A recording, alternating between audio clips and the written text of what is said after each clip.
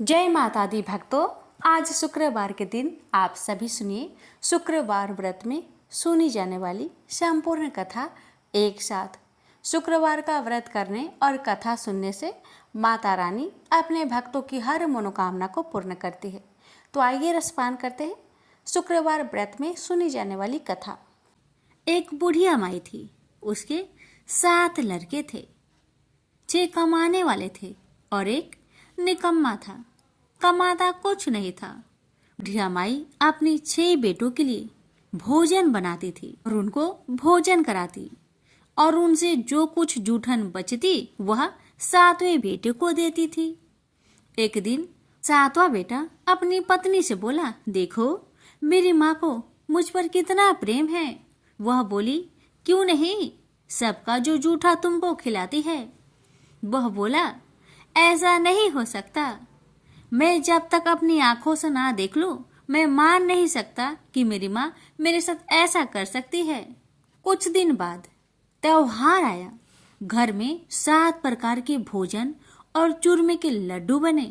अब सबसे छोटे लड़के ने यानी कि 7वें लड़के ने अपना सिर दुखने का बहाना बनाया और पतला चादर ओढ़कर रसोई घर में सो गया, ये देखने के लिए कि मेरी माँ मुझे जूठे भोजन देती है या फिर बनाई हुई ताजी भोजन देती है। लड़का झूठ मूठ का सोने के नाटक करके रसोई घर में सोया हुआ है। वह पतले चादर के अंदर से सब कुछ देख रहा था। तभी 6 भाई भोजन करने आए। उसने देखा माँ ने उनके लिए सुंदर आसन बिछाया, नाना प्रकार की रसोई परोसी और आग्रह करके उन्हें जिमाया, और वह देखता रहा। तब 6 भाइयों ने भोजन करके उठा। तब माँ ने क्या किया कि उनकी बची हुई भोजन, जूठी भोजन थालियों में से इकट्ठा करके सभी लड्डुओं के टुकड़ों को उठाकर एक लड्डू बनाया और सभी जूठन को साफ करके बुढ़िया ने अपने सबसे छोटे लड़के को पुकारा, बेटा 6 भाई भोजन करके चले गए, अब तू ही बाकी है, उठ और खाना खा ले। तब वह बेटा कहने लगा, माँ मुझे आज भूख नहीं लगा है, मुझे भोजन नहीं करना, मैं अब जहाँ नहीं रहूंगा, मैं परदेश चला जाऊंगा। अपने बेटे की बातें सुन माँ ने कहा, बेटा तू कल जाना चाहता है ना, कल क्यों जाएगा, तुम आज ही चला जा। तब बेटा बोला, हाँ माँ मैं आज ही चला जा रहा हूँ। यह कहकर वह घर से निकल गया। चलते समय पत्नी की याद आई। वह गौशाला में उपले थाप रही थी। वहां जाकर वह बोला, हम जावे परदेश, आवेंगे कुछ काल, तुम रहियो संतोष से, धर्म अपनो पाल। पत्नी बोली, जाओ पिया आनंद से, हमरो सोच हटाए, राम भरोसे हम रहे, ईश्वर तुम्हें सहाय। 2 निशानी आपन, देख धरो में धीर, सुधी मती हमारी, बिसारियो रखियो मन गंभीर। पति बोला, मेरे पास तो कुछ नहीं, यह अंगूठी है, सुले और अपनी कुछ निशानी मुझे भी दे। पत्नी बोली, मेरे पास क्या है, यह गोबर से भरा हाथ। यह कहकर पति की पीठ पर गोबर के हाथ की थाप मार दी। अब पति चल दिया। चलते चलते दूर देश पहुंचा। वहां एक साहूकार की दुकान थी। वहां जाकर कहने लगा, भाई मुझे नौकरी पर रख लो। साहूकार को जरूरत थी तो वह बोला, रह जाओ। लड़के ने पूछा, तनख्वाह क्या दोगे? तो साहूकार ने कहा, तुम्हारा काम देखकर तब हम दाम देंगे। साहूकार की नौकरी मिली। वह सुबह 7 बजे से 10 बजे तक नौकरी करने लगा। कुछ दिनों में दुकान का सारा लेन देन, हिसाब किताब, ग्राहकों को माल बेचना, सारा काम करने लगा। साहूकार के 7-8 नौकर थे। वे सब चक्कर खाने लगे, यह तो बहुत होशियार बन गया है। सेठ ने भी काम देखा और 3 महीने में ही उसे आधे मुनाफे का हिस्सेदार बना लिया। वह कुछ वर्ष में ही नामी सेठ बन गया और मालिक सारा कारोबार उस पर छोड़कर चला गया। इधर पति की अनुपस्थिति में उसकी पत्नी को सास ससुर दुख देने लगे। सारी गृहस्थी का काम करा के उसे लकड़ी लेने जंगल में भेजते हैं।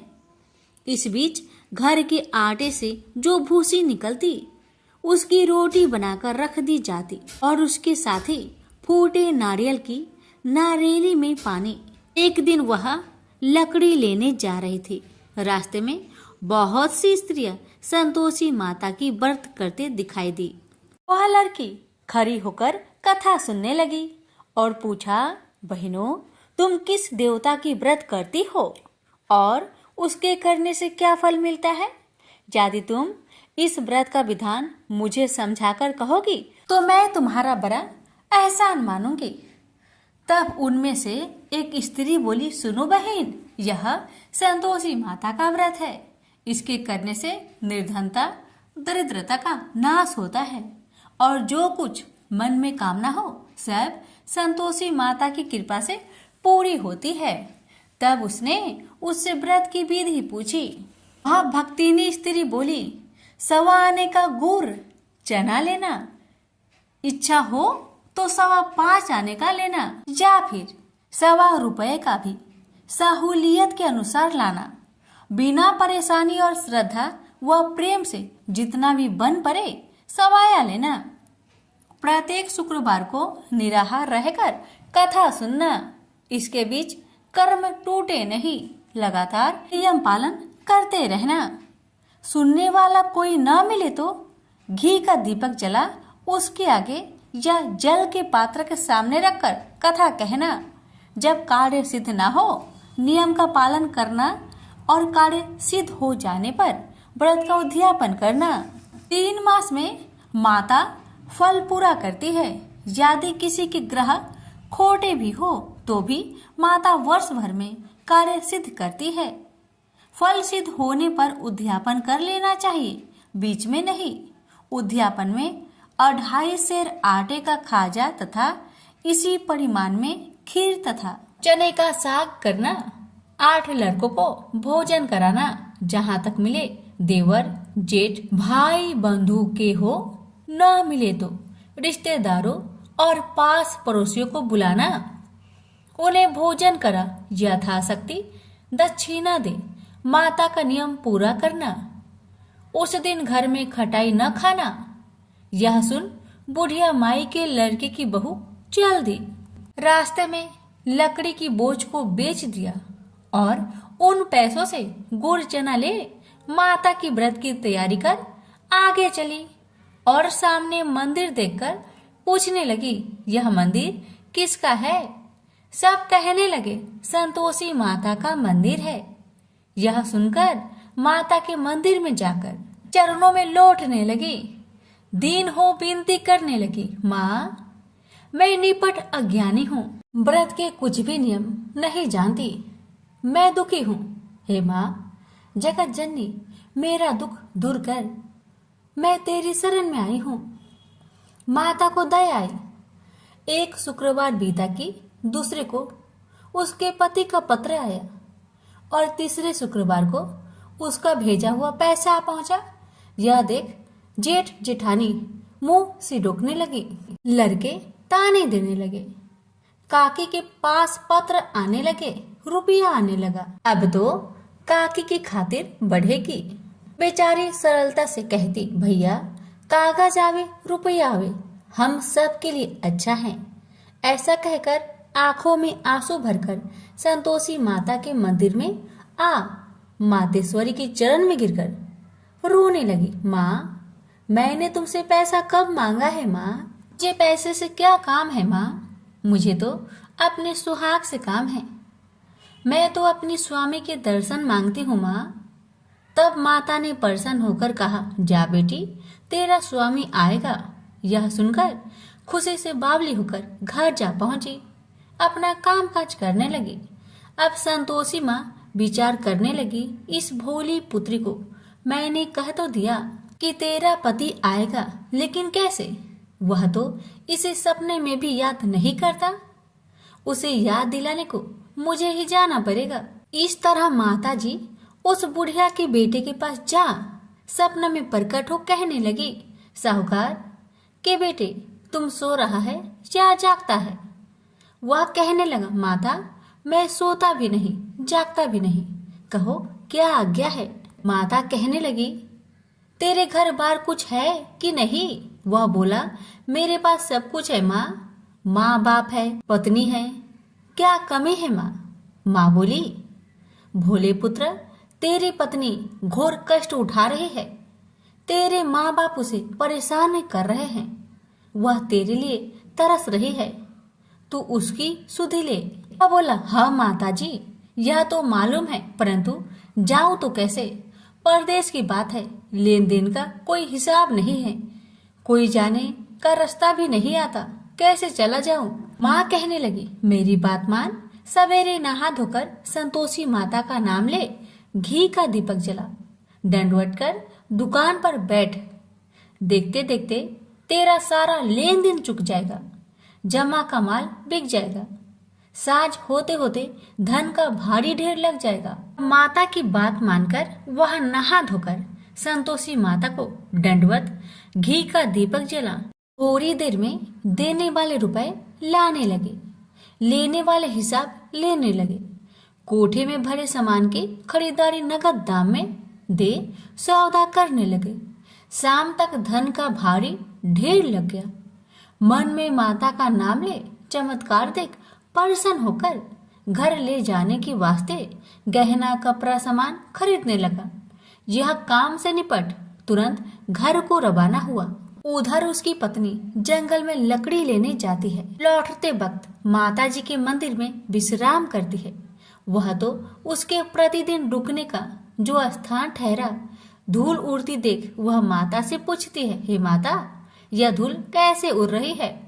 माता कहती है, हे पुत्री, तेरा पति आ रहा है, अब तू ऐसा कर, लकड़ियों के 3 बोझ बना ले, एक नदी के किनारे रख और दूसरा मेरे मंदिर पर, वह तीसरा अपने सिर पर।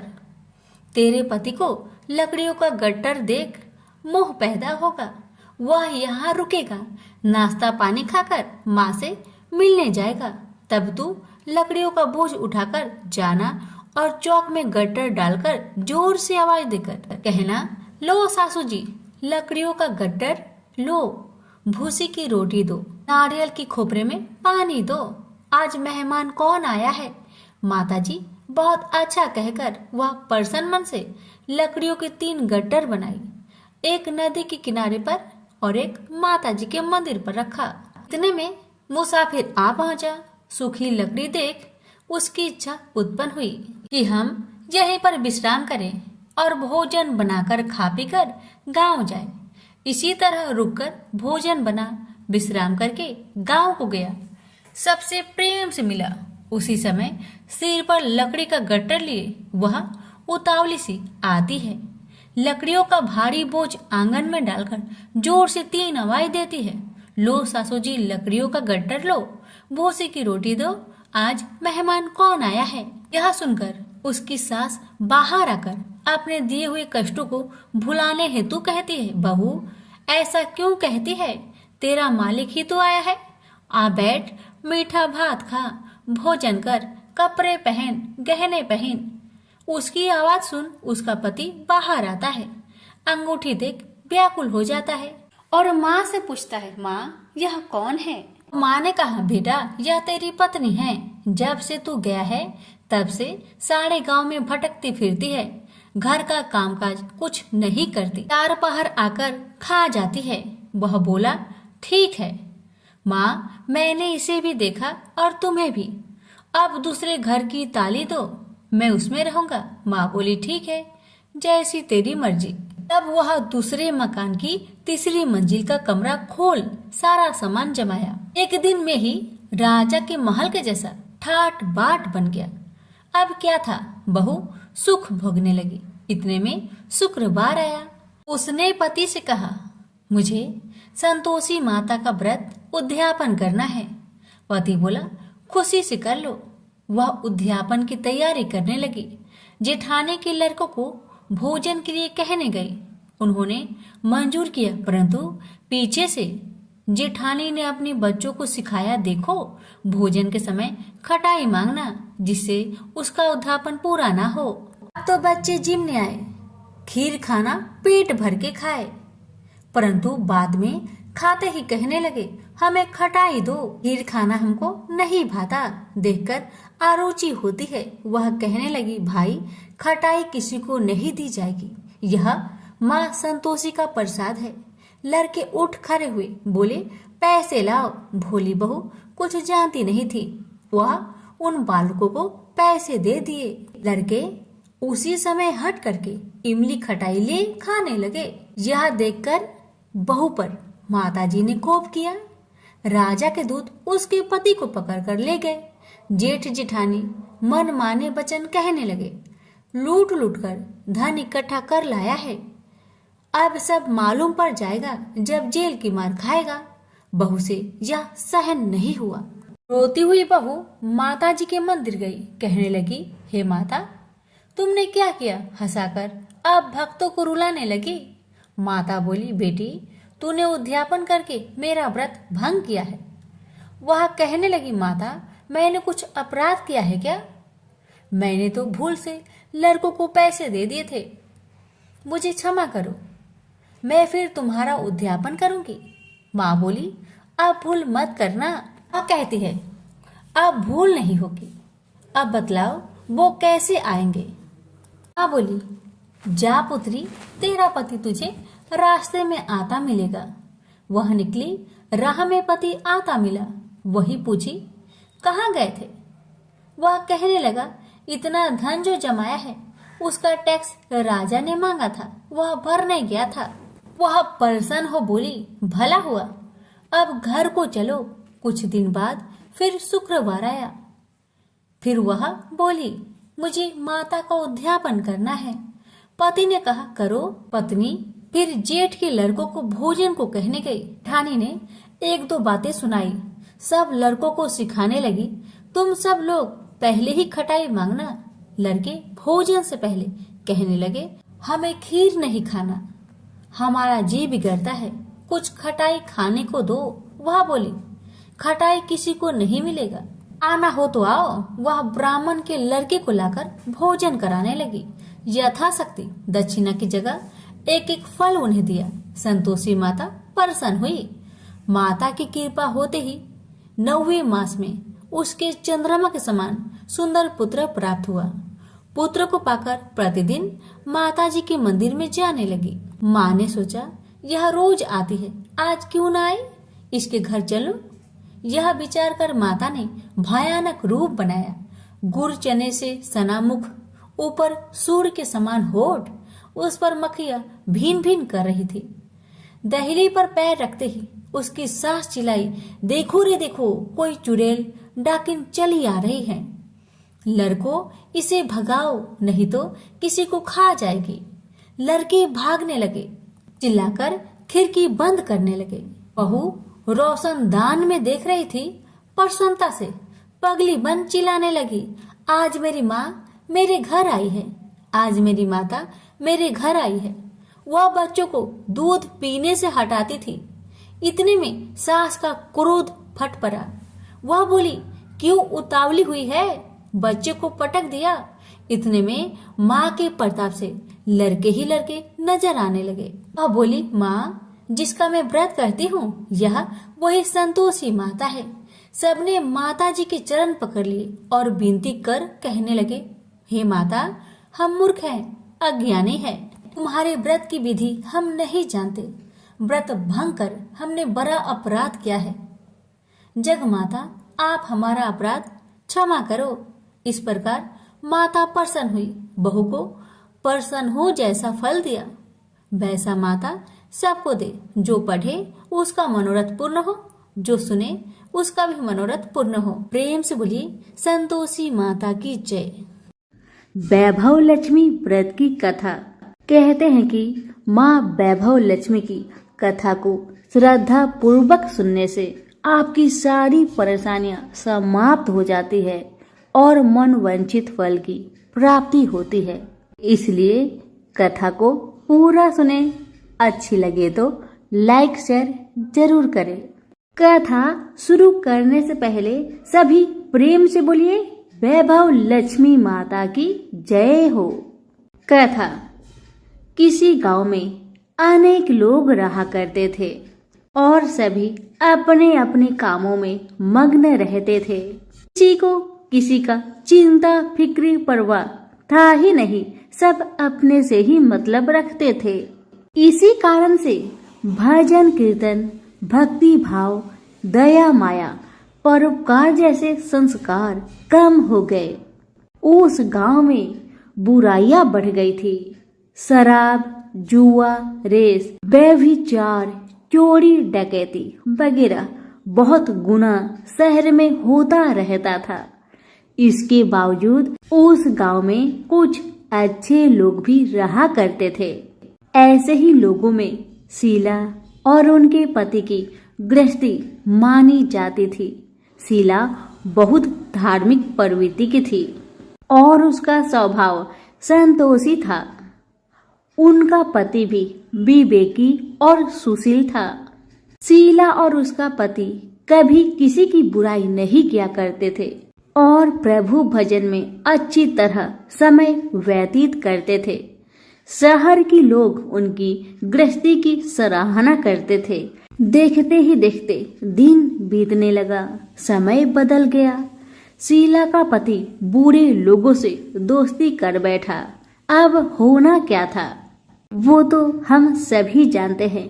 अच्छे संगति का असर हमेशा अच्छा ही होता है, बुरा संगति का असर हमेशा बुरा ही होता है।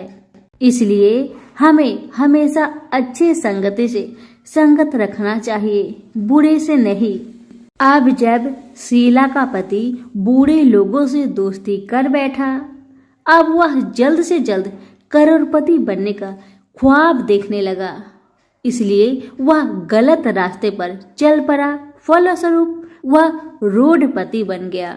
कहा जाता है ना, लालच बुरी बला है, इसलिए लालच नहीं करना चाहिए। अपना ईमानदारी और मेहनत से आगे बढ़ना चाहिए।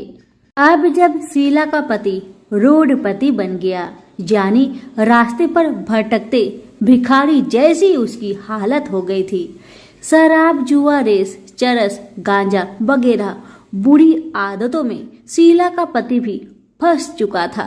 दोस्तों के साथ उसे भी शराब की आदत बुरी तरह लग गई थी। इस प्रकार उसने अपना सब कुछ रेस जुए में गवा दिया। अब तो शीला अपने पति के बर्ताव से बहुत दुखी रहने लगी, किंतु उसे भगवान पर भरोसा था कि सब कुछ ठीक हो जाएगा। यही सोचकर वह अपने पति के बुरे बर्ताव को सहने लगी। शीला अपना अधिकांश समय प्रभु की भक्ति में बिताने लगी। अचानक एक दिन दोपहर को उनके द्वार पर किसी ने दस्तक दिया। शीला ने द्वार खोलकर देखा कि एक माझी खड़ी थी। उनके चेहरे पर अलौकिक तेज निखर रहा था। उनकी आंखों में से मानो अमृत की वर्षा हो रहा था। उनका भव्य चेहरा करुणा और प्यार से छलक रहा था। उनको देखते ही शीला के मन में अपार शांति छा गई। सारी चिंता मिट गई। शीला के रोम रोम में आनंद छा गया। शीला उस माझी को आदर के साथ अपने घर ले आई। दुख का बात यह था कि शीला के घर में बैठाने के लिए कुछ भी नहीं था कि माझी को किस पर बैठाया जाए। बेचारी यह सोच विचार के उसने एक सकुचाकर एक फटी हुई चादर पर उनको बिठाया और शीला ने कहा, माझी, मेरे घर में और कुछ भी नहीं है जो मैं आपको बैठा सकूं, इसलिए माँ मुझे माफ करना, मैं आपको फटी हुई चादर पर बैठा रही हूँ। माँ तो शीला की बातों से मंद मंद मुस्कुरा रही थी। माँ तो शीला की हर कहानी को जानती थी कि उसका पति उसके साथ कैसा व्यवहार कर रहा है। बेचारी कितने दुख में है। शीला के बातें सुन माझी प्रेम भरी शब्दों से बोली, शीला, क्यों मुझे तुमने पहचाना नहीं? हर शुक्रवार को लक्ष्मी जी के मंदिर में भजन कीर्तन के समय मैं ही तो वहां आती हूँ। इसके बावजूद शीला कुछ नहीं समझ पा रही थी।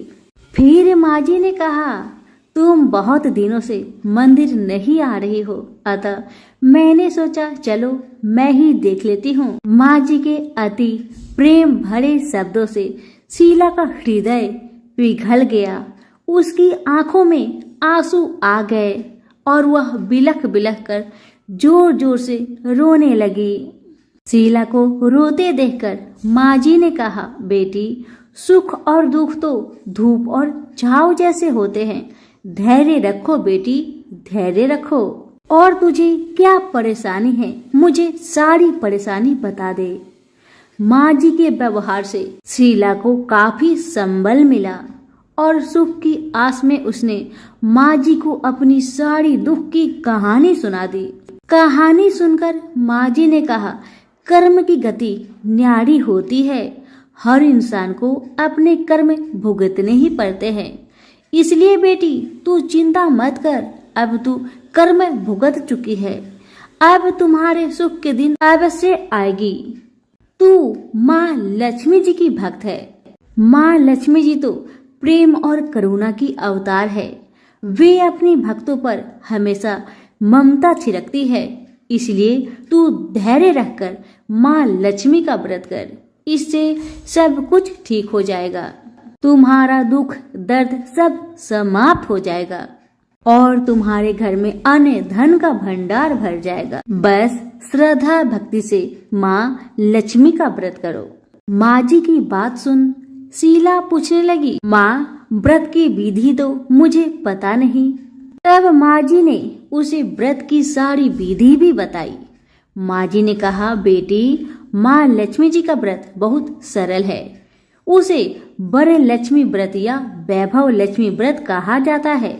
यह व्रत करने वाले की सब मनोकामना पूरी होती है। वह सुख संपत्ति और यश प्राप्त करता है। शीला यह सब सुनकर आनंदित हो उठी। शीला ने संकल्प करके आंखें खोली तो सामने कोई नहीं था। वह विस्मित हो गई कि माँ जी कहाँ गई। अभी तो माँ जी मेरे सामने खड़ी थी। शीला को तत्काल यह समझने में देर नहीं लगी कि माँ जी कोई और नहीं, साक्षात माँ लक्ष्मी ही थी। दूसरे दिन शुक्रवार था।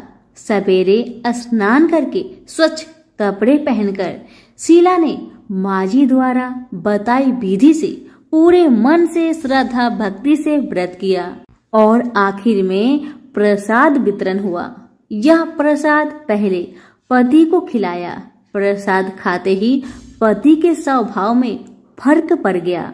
माँ लक्ष्मी की कृपा से उसका पति जिस दिन प्रसाद खाया उस दिन अपनी पत्नी को मारा पीटा नहीं, सताया भी नहीं। शीला को बहुत अच्छा लगा। शीला के मन में तो अब पहले से भी ज्यादा वैभव लक्ष्मी व्रत के लिए श्रद्धा बढ़ गई। शीला ने पूर्ण श्रद्धा भक्ति के साथ 21 शुक्रवार तक वैभव लक्ष्मी व्रत किया। 21वें शुक्रवार को माँ जी के कहे मुताबिक उद्धापन विधि करके 7 स्त्रियों को वैभव लक्ष्मी व्रत की 7 पुस्तक उपहार में दी।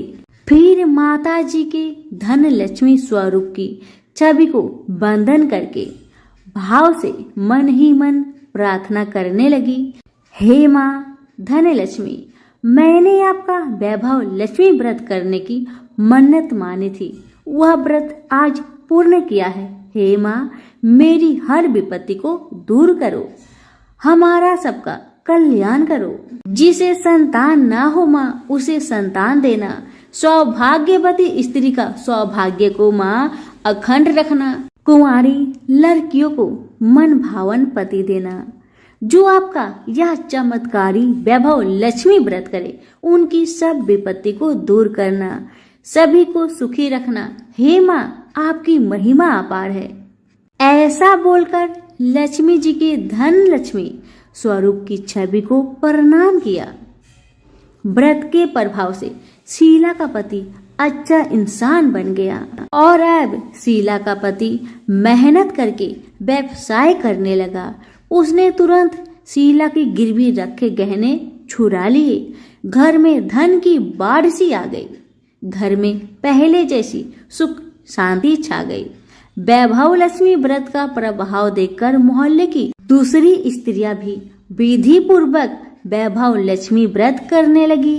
सभी प्रेम से बोले, वैभव लक्ष्मी माता की जय हो। आइए अब जानते हैं वैभव लक्ष्मी व्रत का उद्यापन विधि। 7, 11 या 21 जितने भी शुक्रवार की मन्नत मांगी हो उतने शुक्रवार तक यह व्रत पूरी श्रद्धा तथा भावना के साथ करना चाहिए। आखिरी शुक्रवार को इसका शास्त्रीय विधि के अनुसार उद्यापन करना चाहिए। आखिरी शुक्रवार को प्रसाद के लिए खीर बनानी चाहिए। जिस प्रकार हर शुक्रवार को हम पूजन करते हैं वैसे ही करना चाहिए। पूजन के बाद माँ के सामने एक श्रीफल फोड़े, फिर कम से कम 7 कुंवारी कन्या या सौभाग्यशाली स्त्रियों को कुमकुम का तिलक लगाकर माँ वैभव लक्ष्मी व्रत कथा की किताब की एक प्रति उपहार में देनी चाहिए और सबको खीर का प्रसाद देना चाहिए। इसके बाद माँ लक्ष्मी जी को श्रद्धा सहित प्रणाम करना चाहिए। फिर माता जी के धन लक्ष्मी स्वरूप की छवि को वंदन करके भाव से मन ही मन प्रार्थना करें, हे माँ धन लक्ष्मी, मैंने आपका वैभव लक्ष्मी व्रत करने की मन्नत मानी थी। यह व्रत आज पूर्ण किया है। हे माँ, हमारी मनोकामना पूर्ण करे, हमारी हर विपत्ति को दूर करे, हम सबका कल्याण करे। जिसे संतान ना हो उसे संतान देना, सौभाग्यवती स्त्री का सौभाग्य अखंड रखना, कुंवारी लड़की को मन भावन पति देना। जो आपका यह चमत्कारी वैभव लक्ष्मी व्रत करे उनकी सब विपत्ति दूर करना, सभी को सुखी करना। हे माँ, आपकी महिमा अपार है, आपकी जय हो। ऐसा बोलकर लक्ष्मी के धन लक्ष्मी स्वरूप की छवि को प्रणाम करें। सभी प्रेम से बोलिए, वैभव लक्ष्मी माता की जय हो।